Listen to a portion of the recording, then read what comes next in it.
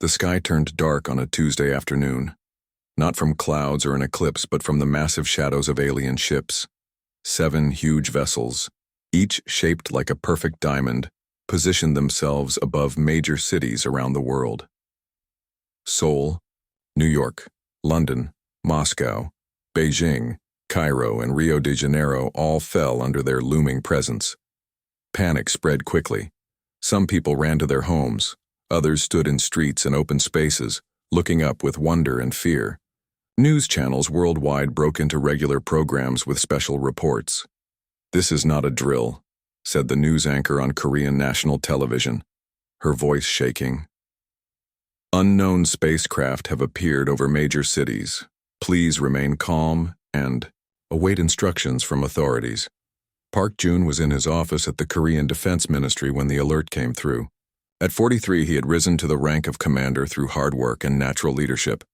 He was known for staying calm in crisis situations. Today would test that reputation. Commander Park called his assistant from the doorway. "The president has called an emergency meeting. All senior military officials must report to the bunker immediately." Park grabbed his tablet and coat. "Any hostile actions from the visitors?" he asked as they hurried down the hallway. "None so far. They're just hovering." The underground bunker was filled with government officials when Park arrived. The president stood at the head of the table, face grim as various advisors shouted over each other. "Silence," the president called. When the room quieted, he continued. "The United Nations Security Council is meeting right now. We need to form a unified global response. Commander Park, what is your assessment?"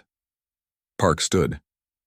"If they wanted to attack, they would have done so already. Their technology is clearly advanced. The fact that they're waiting suggests they want to communicate." A science advisor nodded. "We're detecting unusual energy readings, but nothing that appears weapon-related. They seem to be scanning our cities." "Commander Park," the president said, "you have background in linguistics and diplomatic protocol. I want you on our first contact team if these visitors request communication." Park bowed slightly. "Yes, sir." 3 hours later it happened. A message, broadcast simultaneously in every human language on all communication channels worldwide. "People of Earth, we are the Luminary Collective. We come with peaceful intent. We request a meeting with your Global Leadership Council in 24 hours. Choose a suitable location for discussion." The United Nations building in New York was selected as the meeting place. Leaders from major nations flew in overnight. Commander Park was chosen to join the Korean delegation because of his military background and calm approach to crisis. The next day, as world leaders gathered in the General Assembly Hall, a bright light appeared in the center of the room. 3 tall figures materialized. They stood nearly 8 feet tall, with bodies that seemed made of living crystal. Light moved through their transparent forms in pulsing patterns. They had no visible mouths, but their thoughts projected directly into the minds of everyone present. "We are the Luminary," said the tallest one. "I am Sentinel Prime, ambassador of the collective. We have observed your world for some time." The UN Secretary General stepped forward. "We welcome you to Earth. We hope this meeting marks the beginning of peaceful relations between our peoples." Sentinel Prime's crystal body flashed with blue light. "Peace is our objective. The Luminary Collective spans hundreds of star systems. We bring order and advancement to less developed species." Commander Park listened carefully. Something in the alien's tone worried him. There was a coldness in the way Sentinel Prime spoke of less developed species. The meeting continued for hours. The Luminary explained they had been exploring this section of the galaxy when they detected Earth's radio and television broadcasts. What they found concerned them. "Your people fight wars over resources, religion, and territorial boundaries," Sentinel Prime said. "You poison your atmosphere and oceans. You have weapons that could destroy your entire civilization."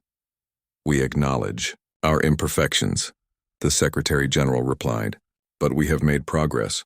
Global cooperation increases each year. Environmental protections are strengthening." Sentinel Prime's body pulsed with red light. "Your progress is insufficient. The collective has evaluated your species and reached A decision. The room fell silent. Earth will become a protectorate of the Luminari Collective. We will guide your development and ensure you do not destroy yourselves or threaten other worlds when you eventually achieve interstellar travel. Protests erupted around the room. The Secretary General raised his hands for quiet. With respect, Ambassador, Earth is home to sovereign nations. We make our own decisions. That sovereignty has led to near self-destruction multiple times in your brief history, Sentinel Prime replied. Your species is primitive. You wage war against yourselves. You have barely managed to reach your own moon while we have crossed galaxies. The ambassador's crystal body glowed brighter. The collective has deemed you savages, unfit for equal standing among civilized worlds. Commander Park felt his face grow hot with anger, but he kept his expression neutral. This was why he had been worried. The Luminari didn't come as friends or equals. They came as conquerors disguised as saviors. The President of the United States stood. And if we refuse this protectorate status? Those who refuse the collective's protection choose their own elimination. Sentinel Prime said simply, We will return in 6 Earth months to begin the integration process. Use this time to prepare your people. With that final statement, the 3 Luminari vanished in flashes of light. Chaos followed. Some leaders argued for immediate military preparations. Others suggested compliance was the only option for survival. After hours of heated debate, the Assembly agreed to form a united response team that would evaluate all options. Commander Park was appointed to this emergency council based on his performance during the meeting. He had remained calm while taking detailed notes on Luminari technology and behavior. That evening, in his hotel room overlooking New York, Park stood at the window. One of the diamond-shaped ships still hovered over the city. Its crystalline surface reflected the city lights below. They think we're savages, he said quietly to himself. They judge us by our past and our technology, not by our potential. He thought about human history. How many times had technologically advanced nations looked down on others as primitive or savage? How many cultures had been destroyed by that arrogance? Park made a decision then. He would dedicate everything to protecting Earth's independence. The Luminari had made a critical mistake in their assessment. They measured advancement by technology alone, ignoring the human spirit. As he watched the alien ship glimmering in the night sky, Park felt a cold resolve forming within him. The aliens had underestimated humanity's greatest strength, our refusal to bow to tyranny. 6 months would pass quickly. Earth needed to be ready. Park picked up his phone and began making calls. The fight for human freedom had just begun. 6 months passed quickly. The Luminari ships remained in orbit, silent witnesses to humanity's reaction to their ultimatum. On Earth, fear gradually turned to determination. 42 days after the aliens' departure from the United Nations meeting, the world's governments formed the United Defense Initiative, or UDI. This new organization brought together the best minds from every nation with one goal: to ensure human survival and independence. Commander Park Jun was appointed to lead a special research team. His first task was to find someone who might understand Luminari technology. After reviewing thousands of scientific profiles, one name stood out: Dr. Kim Hana. Dr. Kim was not what Park expected. At 35, she was younger than most senior scientists. Her small office at Seoul National University was cluttered with equipment and notes. When Park arrived, she was focused on a complex equation covering an entire whiteboard. Dr. Kim, Park said from the doorway. I'm Commander Park Jun from the UDI. She turned, brushing dark hair from her eyes. The alien response team, right? I was wondering when you'd come. She pointed to a stack of papers on her desk. I've been studying the energy readings from the Luminari ship since they arrived. Park was surprised. That information is classified. Dr. Kim smiled. The signals are everywhere if you know how to look. The Luminari aren't as careful as they think. This was exactly why Park had sought her out. Dr. Kim had a reputation for seeing patterns others missed. Her work in quantum mechanics had broken new ground, suggesting that reality operated differently at the subatomic level than current science. Understood. We need your help, Park said simply. The Luminari return in 5 months. We need to understand their technology if we're going to have any chance. Dr. Kim's expression became serious. They call us savages because they judge advancement by interstellar travel alone. But human ingenuity has always been our greatest asset. Within a week, Dr. Kim joined the UDI team at a secret facility deep beneath the mountains of what was once North Korea. The base, codenamed Nest, had been built during the Cold War and expanded over decades. Now it served as humanity's main research center for defense against the Luminari. The work was difficult. Despite having some Luminari technology to study, much of it was beyond current human understanding. Weeks passed with little progress, and tensions grew as the deadline approached. 3 months after the first contact, everything changed. A Luminari scout ship crashed in the Pacific Ocean during a storm. The UDI recovery team reached it before the main Luminari fleet detected the crash. Chief Engineer Lee Do-yun led the recovery effort. His team brought key components to Nest for analysis. Lee was a practical man with 20 years of experience building military systems. Where Dr. Kim understood the theory, Lee knew how to build working technology. The crash was no accident, Lee explained during the briefing. Our data shows the ship was hit by lightning. Something about Earth's natural electrical discharges disrupts their shield systems. Dr. Kim studied the recovered components with growing excitement. This confirms my theory. The Luminari use a form of quantum entanglement for their systems. Their technology literally exists in multiple states at once. Commander Park leaned forward. What does that mean for us? It means, Dr. Kim said with a growing smile, that they have a weakness. Their technology is advanced, but it's vulnerable to certain types of energy disruption. Over the next 8 weeks, Dr. Kim and Engineer Lee worked day and night. They studied the crashed ship's navigation system, power core, and communication array. Slowly, they began to understand how Luminari technology functioned. Dr. Kim made the critical breakthrough while studying the ship's energy signature. Look at this, she told Park one late night in the lab. The Luminari ships emit a unique quantum field. It makes them nearly invisible to conventional sensors. That's bad news, Park said. How can we fight what we can't detect? No, that's the good part, Dr. Kim replied, her eyes bright with discovery. This field has a specific frequency. If we generate a counter-frequency, we could disrupt their systems completely. They'd be blind, unable to navigate or communicate. Engineer Lee nodded slowly as he understood. And we could use that same principle to hide from them, create our own quantum field that masks our presence. They called this technology Ghost Protocol. Within weeks, Lee's team had built a working prototype. It wasn't perfect, but it proved the concept. Humans could hide from Luminari detection. Meanwhile, other UDI teams made their own discoveries. The weapons division found that concentrated electromagnetic pulses could temporarily disable Luminari technology. The biology team discovered that despite their crystal appearance, the Luminari had organic components vulnerable to certain frequencies of sound. 2 weeks before the Luminari's scheduled return, Commander Park called a secret meeting of UDI leadership. We aren't ready for open conflict, he admitted, but we have advantages the Luminari don't expect.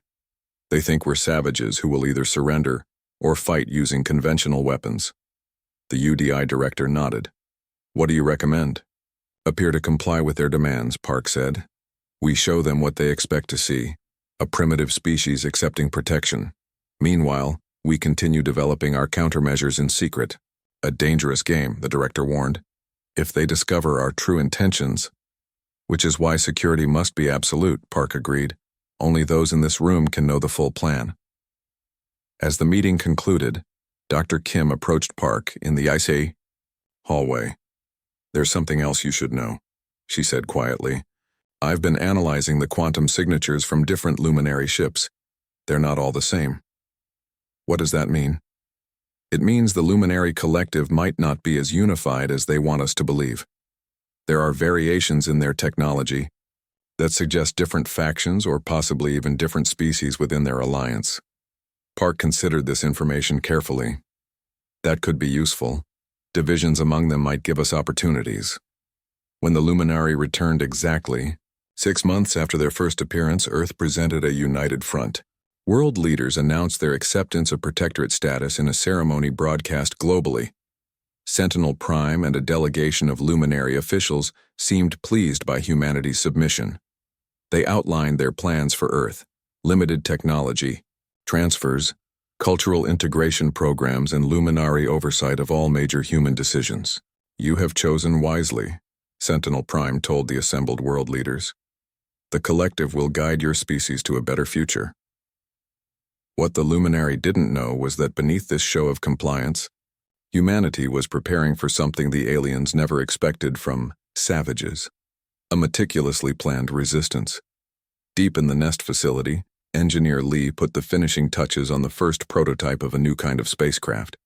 One that could evade Luminary detection. One that could carry the fight beyond Earth. And Commander Park had already selected the perfect name for this vessel: Savage Ghost. The real war for Earth's future was just beginning. 3 months after Earth accepted Luminary protection, the aliens established monitoring stations around the planet. They installed their representatives in major governments and began the slow process of reshaping human society. On the surface, humanity appeared to accept their new role as a lesser species under Luminary guidance. But far from the watchful eyes of their self-appointed guardians, humans were building something that would change everything. Hidden within the asteroid belt, between Mars and Jupiter, the UDI constructed their secret weapon. The work happened in shifts, with supply ships disguised as mining vessels bringing materials from Earth.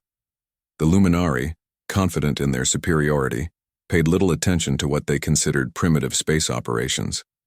Captain Yoon Minji stood in the viewing chamber, watching as workers applied the final outer plating to the ship that would carry humanity's hopes.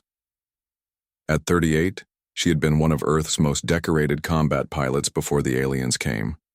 Now she would command humanity's first true deep space vessel. "Impressive, isn't it?"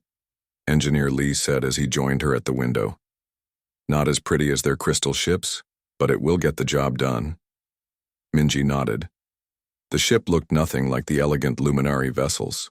It was dark and angular, with strange bulges where the quantum disruption systems were mounted. Unlike the transparent beauty of alien craft, this ship embraced shadow and stealth. "Does it have a name yet?" she asked. Commander Park suggested. "Savage Ghost," Lee replied with a small smile. "Since that's what they think we are, savages, and this ship will haunt them like a ghost they never see coming." Minji liked it. The name had an edge to it, a defiance that matched her own feelings about their situation. "When can we begin crew training?" she asked. 2 weeks, Lee answered. "We're installing the final systems now. Dr. Kim arrives tomorrow to calibrate the quantum disruption field." Crew selection had been one of the most difficult parts of the mission. Each person needed to be the best in their field, completely trustworthy, and without family connections that might be monitored by the Luminari. In the end, they found 4 perfect candidates besides Captain Yoon. Tactical Officer Choi Ji-woo had been a chess grandmaster before joining the military. Her ability to see patterns and predict outcomes made her invaluable for planning ship operations. At 32, she was the youngest senior officer on the team. Weapons specialist Han Tai-ho came from a special forces background. Quiet and intense, he had spent the last 3 months adapting Earth weapons to work with the new technology they had developed. Navigation expert Kang Sung-ho had been mapping space since he was 20. Now 45, he knew the solar system better than anyone. More importantly, he had a natural talent for understanding 3-dimensional movement that would be crucial when operating in deep space. Dr. Kim Hana would serve as chief science officer, monitoring the experimental systems that were the heart of their advantage, and Engineer Lee would oversee the ship's physical operations. 6 people, 6 humans against an interstellar empire.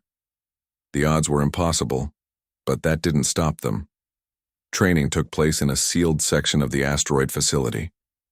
They practiced, in simulators built to match the ship's actual systems. Each day brought new challenges as they learned to operate technology that was partly human, partly adapted from Luminari designs. The quantum disruption field is our primary defense, Dr. Kim explained during one briefing. It creates a bubble of distorted reality around us. To Luminari sensors, we simply won't exist. But it has limitations. She showed them a diagram on the main screen. The field consumes enormous power. We can maintain full stealth for 72 hours before needing to recharge. If we're detected, we have conventional shields, but they won't last long against Luminari weapons. Captain Yoon studied the information carefully. So we stay hidden, gather what we need, and get out before the power runs low. Exactly, Dr. Kim nodded. This is a reconnaissance mission, not a battle. We need intelligence about their empire if we're going to have any chance of freeing Earth. After 4 weeks of intense training, Savage Ghost was ready for its first test flight. The crew boarded with a mixture of excitement and fear. This ship represented more than just a machine. It was humanity's first real hope. The interior was cramped compared to theoretical designs for human deep space vessels. Every inch of space was used for essential systems. The bridge had 6 stations arranged in a circle, each customized for its operator. All systems online, Engineer Lee reported from his station. Power at full capacity. Captain Yoon took her, command chair in the center. Activate quantum disruption field. Dr. Kim entered the commands at her console. The lights dimmed momentarily as power redirected to the field generators. A subtle vibration ran through the ship, and the stars outside the viewports seemed to shift slightly, their light bending around the field. Field active and stable, Dr. Kim confirmed. We are now invisible to Luminari detection. Navigation, take us out, Captain Yoon ordered. Half thrust until we clear the asteroid field. Kang's hands moved smoothly over his controls. The ship responded instantly, sliding out from its hidden dock and into open space. Despite its bulky appearance, Savage Ghost moved with surprising grace. Their first mission was simple: approach a Luminari patrol vessel without being detected, scan its systems, and return to base. It would test all their systems while providing valuable data on Luminari operations. They located a patrol ship near Mars, monitoring the human colonies there. Savage Ghost approached slowly, keeping the quantum field at maximum strength. We're within scanning range, Tactical Officer Choi reported. No indication they've detected us. Begin full spectrum analysis, Captain Yoon ordered. Record everything. For 3 hours, they observed the Luminari vessel. Their sensors captured details of its propulsion systems, weapons, and communication methods. Most importantly, they recorded the quantum signatures that Dr. Kim had theorized would be different between Luminari factions. Captain, Dr. Kim said suddenly, her voice tense, I'm picking up something unexpected. The Luminari ship is scanning this entire sector with some kind of new detection system. Can they see us? Captain Yoon asked. I don't think so, but they're getting closer to the right frequency. I recommend we withdraw now. Captain Yoon nodded. Navigation, take us home. Standard approach. As they pulled away, weapons specialist Han spoke up. Captain, before we go, we could take a shot. Test our weapons against their shields. They'd never know what hit them. The bridge fell silent. It was tempting. A single strike to show they weren't helpless, but Captain Yoon shook her head. Not today. We need more information before we start a war. Remember our mission. The return to base was uneventful. As they docked, Commander Park was waiting to hear their report. The data they collected exceeded all expectations. This changes everything, he said after reviewing their findings. The Luminari ships are powerful, but their systems have clear vulnerabilities. And the quantum signature variations confirm Dr. Kim's theory about divisions within their empire. Most importantly, they had proven that Savage Ghost worked. Humans could move undetected through Luminari space. In the weeks that followed, they made 4 more reconnaissance missions, each venturing further into Luminari territory. On the last mission, they followed a supply ship to a previously unknown Luminari base on one of Jupiter's moons. What they discovered there was beyond anything they had hoped to find, a manufacturing facility where the Luminari produced the navigation cores for their entire fleet. If we could disable this facility, Captain Yoon told the UDI Council during her report, we could cripple their ability to expand their fleet. They couldn't replace damaged navigation systems. Commander Park studied the information carefully. This could be the key we've been looking for, a way to strike back without engaging their full military might. The Council voted unanimously to prepare for an attack on the Jupiter facility. Captain Yoon would lead the mission as soon as 3 more ships, based on the Savage Ghost design, were completed. As she left the meeting, Captain Yoon thought about what this meant. They were moving from defense to offense, from hiding to fighting back. They called us savages, she whispered to herself, echoing the words that had become a secret rallying cry among the resistance. Let's show them what savages are capable of when cornered. The war for Earth's freedom was about to begin. 8 months had passed since the Luminari declared Earth their protectorate. On the surface, human civilization continued under alien supervision. Luminari officials oversaw government decisions, controlled major resource distribution, and limited technological development. But in secret, humanity prepared for rebellion. The asteroid base hummed with activity as workers put the finishing touches on 3 new ships. Based on the Savage Ghost design, these vessels incorporated improvements suggested by Captain Yoon's crew after their reconnaissance missions. They were designated Shadow, Phantom, and Spectre. Captain Yoon stood with Commander Park in the main hangar, watching as teams loaded supplies onto the ships. Are you sure about this plan? Park asked quietly. If we fail, the Luminari will know we've been resisting. They could take immediate action against Earth. We won't fail, Yoon replied. Her confidence wasn't just bravado. The intelligence they had gathered gave them a clear advantage. The facility is lightly defended. They don't expect attacks this deep in their territory, especially from savages, like us. The mission was simple in concept, but difficult in execution. The 4 ships would travel to Jupiter, using their quantum disruption fields to remain undetected. They would launch a coordinated strike against the manufacturing facility, targeting the production systems for navigation cores. Then they would retreat before Luminari reinforcements could arrive. The UDI Council has approved the operation, Park said after a moment. But they want to be clear about the objective. This is not about destroying Luminari ships or personnel. This is about limiting their ability to maintain their fleet. If we can disable their manufacturing capability, it buys us time to develop better defenses. Yoon nodded. My crew understands. The crews for the new ships had been selected from the best remaining candidates. Each captain had worked closely with Yoon during the training simulations. They were as ready as they could be for humanity's first offensive action against their oppressors. 2 days later, the small fleet departed from the asteroid base. They traveled in close formation, maintaining communication through specialized laser systems that wouldn't trigger Luminari detection arrays. The journey to Jupiter took 9 days. They moved slowly to conserve power and minimize the chance of detection.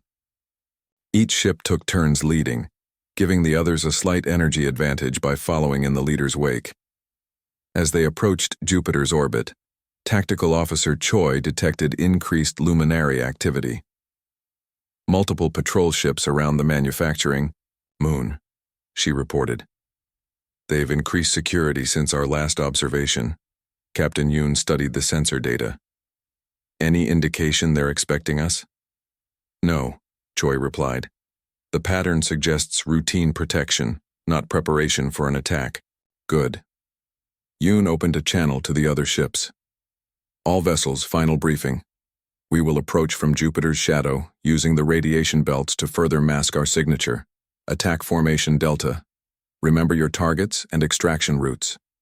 Each ship had been assigned specific targets within the facility. Savage Ghost would target the main power core. Shadow would disable the external defenses. Phantom would target the production line itself. Spectre would handle any patrol ships that responded to the attack. Questions? Yoon asked. The other captains confirmed their readiness. Then let's remind the Luminari why they should have treated us as equals, not savages. Execute mission. The 4 ships slipped into attack position, hidden in the shadow of Jupiter's massive bulk. The gas giant's radiation helped confuse any sensors that might have detected anomalies in space. At precisely the planned moment, all 4 ships dropped their quantum disruption fields and fired their engines to full power. They crossed the distance to the moon facility in minutes, too fast for the surprised Luminari to mount an effective defense. Weapons hot, Yoon ordered as they approached the facility. Target the main power core. Fire when ready. Han Taiho activated the weapon systems.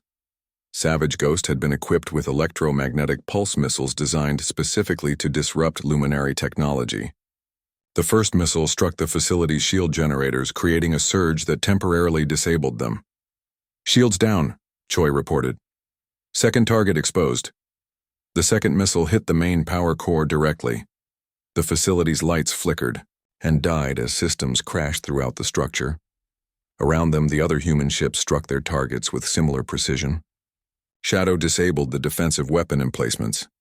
Phantom's missiles tore through the production line, destroying machinery and sending stored navigation cores exploding in chains of blue-white light. 2 Luminari patrol ships responded to the attack, moving to intercept Savage Ghost.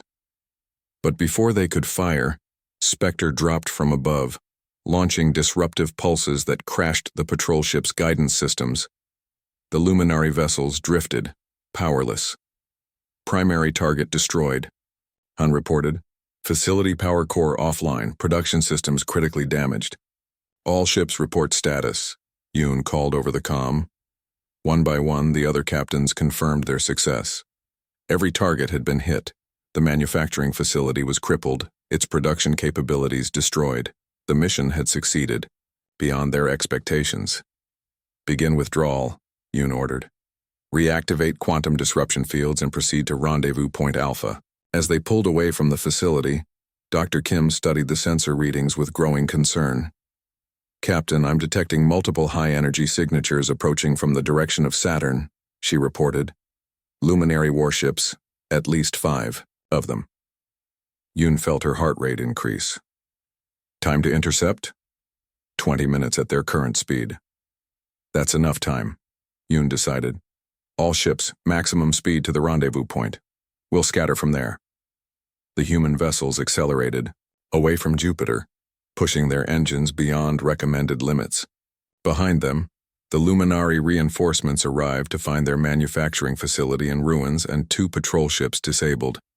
The 4 human ships reached the rendezvous point with minutes to spare. They separated, each taking a different route, back to the asteroid base to reduce the chance of being tracked. Savage Ghost was the last to leave. As Captain Yoon gave the order to jump to full speed, a transmission broke through their communication system. It was on all frequencies, powerful enough to penetrate even their shielded systems. The voice of Sentinel Prime filled the bridge. Attention, humans. Your attack on Luminari property is an act of war. You have chosen the path of resistance rather than acceptance. The consequences will be severe. The collective will respond with full force. Your civilization's survival is now in question. Engineer. Lee moved to cut the transmission, but Yoon stopped him. She pressed the response button, knowing the Luminari would hear her words. This is Captain Yoon Minji of Earth. We did not declare war through our actions. You declared war the moment you called us savages and denied us our sovereignty. This was only our first response. Expect more from the savages of Earth. She signaled Lee to cut the connection and turned to her crew. Take us home. The return journey was tense, with all sensors watching for pursuit. But the Luminari seemed unable to track them with the quantum disruption fields active. They reached the asteroid base 3 days later, to a hero's welcome. Commander Park was waiting in the docking bay when Yoon exited her ship. The mission was a complete success, she reported formally. Park nodded. But we've awakened the giant. Sentinel Prime has issued an ultimatum to Earth's governments. Submit completely or face destruction. They're assembling a punitive fleet as we speak. How long do we have? 2 months, maybe less. Yoon looked back at Savage Ghost, then at the other 3 ships now safely docked in the hangar. Then we better Start building more ships, she said, because the real war is just beginning. In the weeks that followed, Luminary control on Earth tightened. They replaced human officials with their own representatives and imposed harsh restrictions on movement and communication. But their actions only strengthened human resolve. Underground resistance cells formed in every major city. The knowledge that humans had successfully struck back against their oppressors spread, despite Luminary efforts to suppress the information. And in space, beyond their immediate reach, humanity prepared for the coming battle. The War of the Savages had begun. The Luminary punitive fleet arrived exactly as predicted. 30 massive warships appeared at the edge of the solar system and began a slow, deliberate advance toward Earth. Their message was broadcast on all frequencies in every human language. People of Earth, your resistance has been noted. The collective has deemed your species too dangerous to maintain limited freedom. Full subjugation will now be implemented. Surrender your military forces immediately or face extinction. But Earth was no longer the defenseless planet it had been a year ago. In the month since the strike on the Jupiter facility, humanity had transformed itself. The asteroid belt now housed 15 shipyards, each building vessels based on the Savage Ghost design. Mining operations on Mars and the moons of Jupiter provided resources for weapons and shields.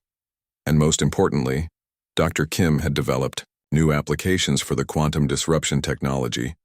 Commander Park stood in the UDI command center beneath the Korean mountains, surrounded by holographic displays showing the approaching Luminary fleet. "They're moving slowly," he observed, "making sure we see them coming."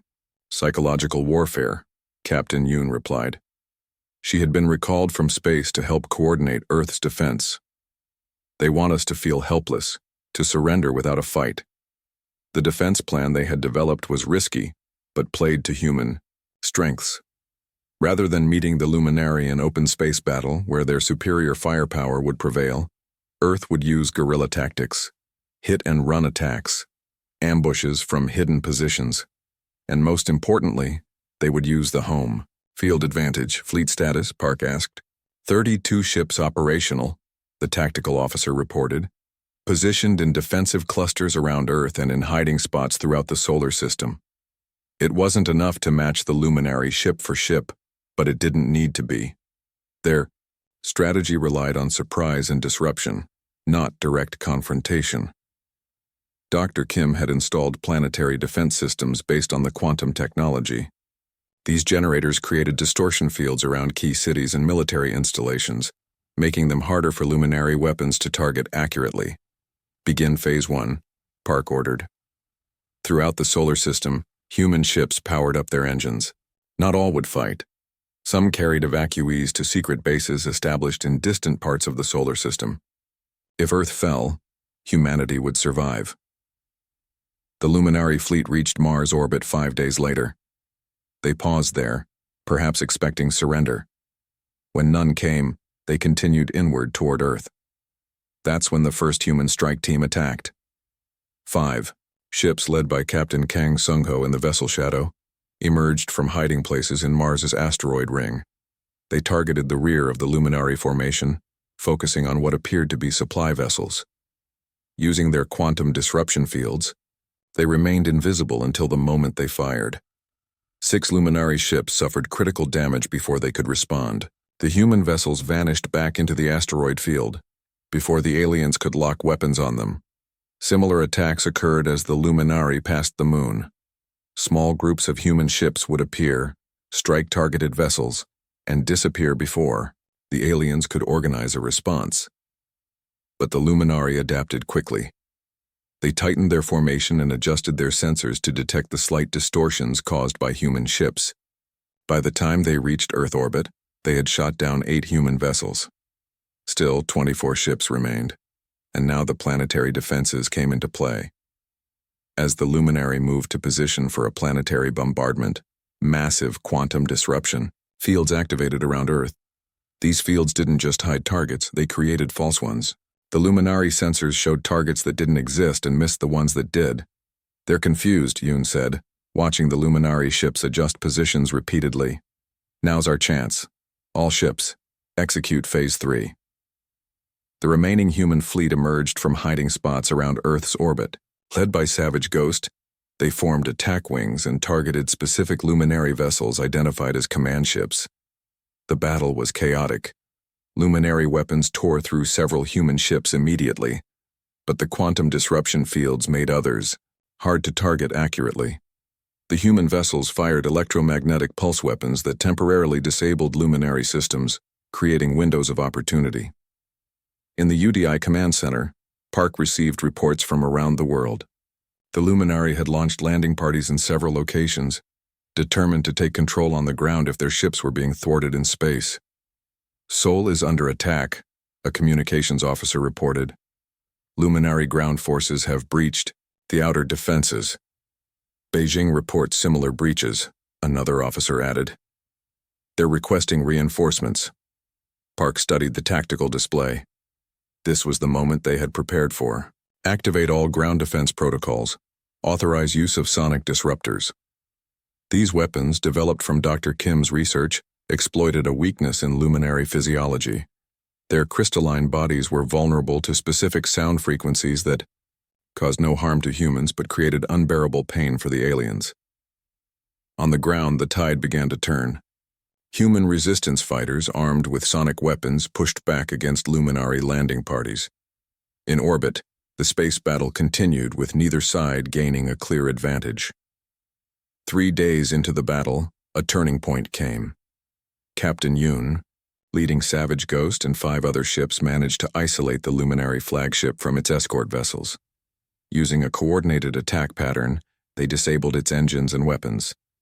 Target is vulnerable, Tactical Officer Choi reported. Boarding. Team ready? This was the most dangerous part of their plan. Dr. Kim had theorized that capturing Sentinel Prime would force the Luminary to negotiate. A bold team of human soldiers, led by weapons specialist Han, boarded the disabled flagship. The fighting on board was fierce, but the humans had surprise on their side. The Luminary never expected savages to dare board one of their vessels. After an hour of combat, Han's team reached the command center and secured it. Sentinel Prime was captured and transferred to Savage Ghost. When the Luminary fleet realized their leader had been taken, they fell into disarray. Some ships continued, fighting, while others pulled back to defensive positions. Commander Park opened a channel to all Luminary vessels. Attention, Luminary Collective. We have captured Sentinel Prime. We offer a simple choice.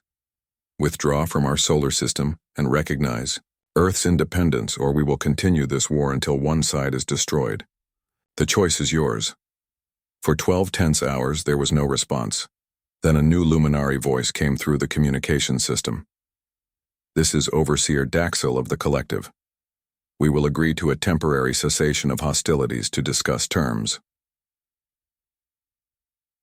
3 days later, representatives from both sides met on the neutral ground of the International Space Station. Sentinel Prime, still a prisoner, was forced to watch as a new treaty was negotiated. How did you defeat us? He asked Captain Yoon during a break in the negotiations. Your technology is inferior. Your numbers are smaller. Yoon looked at the alien leader. That was your mistake. You judged us by our technology, not our spirit. Humans have been fighting against impossible odds throughout our history. We've faced extinction-level events, global wars, and catastrophic climate change. Yet, we survived. Not because we're stronger or more advanced, but because we refused to surrender. The treaty that ended the war became known as the Treaty of Armstrong Base, named after the first human outpost on the Moon. Earth would remain independent, and humanity would be recognized as equals within galactic society. More importantly, the treaty guaranteed the freedom of all species currently under Luminary control. As news spread throughout the galaxy, other subjugated worlds began their own rebellions. The empire that had stood for millennia began to crumble, all because they had underestimated a species they dismissed as savages. Captain Yoon and the crew of Savage Ghost became legends, not just on Earth but across the stars. They were living proof of humanity's greatest truth. Never underestimate those fighting for their freedom. The name given to humans by the Luminary, savages, was adopted with pride. In the new galactic community, it became synonymous with tenacity, ingenuity, and the unbreakable will to be free. 1 year after the treaty was signed, humanity launched its first official diplomatic vessel. Its name was painted proudly on its hull. Proud savage. The galaxy would never be the same again.